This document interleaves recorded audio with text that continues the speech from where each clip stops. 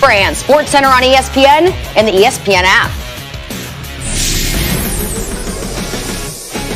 It's SportsCenter right now. Nabil Kareem with you. The Houston Rockets haven't been shy about their free agency plans. They're going hard after Jimmy Butler. Now, in order to do that, they're going to need to clear some cap space. Clint Capela, Eric Gordon, P.J. Tucker, they're all up for grabs. Here's Woj on the Rockets' aggressive strategy.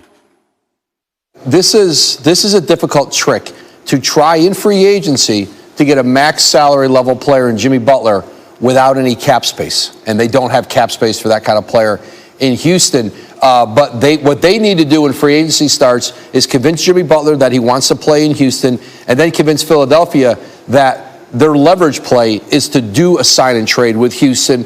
The threat for Jimmy Butler would be, well, I'll go sign with a team that has salary cap space. You won't get anything in return from me.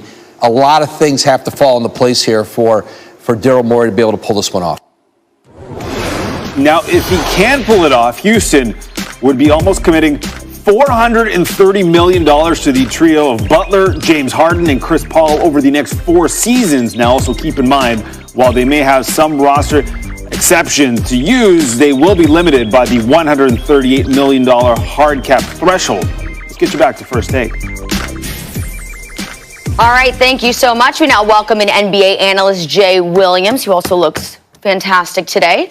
Thank you. As we now turn our focus to Houston. Now you just... Huge risk. The odds that anything works out for any given team ultimately, meaning they win a championship, are low. The odds are low. There are 30 teams. They're all competing. And there are lots of good teams with superstars.